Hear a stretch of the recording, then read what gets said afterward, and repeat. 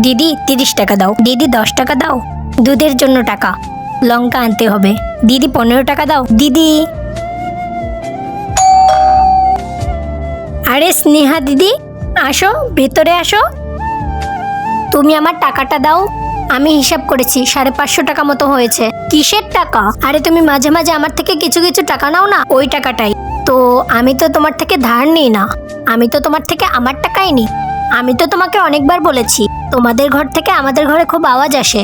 তোমাদের ঘরে তো একটা দুটো অবধি টিভি চলে, তার জন্য আমাদের ঘুমের খুব প্রবলেম হয়। আর ঘুম যদি ঠিক মতো না হয় তাহলে তো আমাদের সকালে উঠতে লেট হয়ে যাবে। আর সকালে উঠতে লেট হয়ে গেলে আমার ছেলের আবার স্কুল বাস মিস হয়ে যায়, তখন আমার ছেলেকে অন্য গাড়ি করে স্কুল পর্যন্ত দিয়ে আসতে হয়। এবার আমাদের ঘুম থেকে লেট করে ওঠার পর আমাদের পেট্রোলের টাকাটা বেশি লাগে।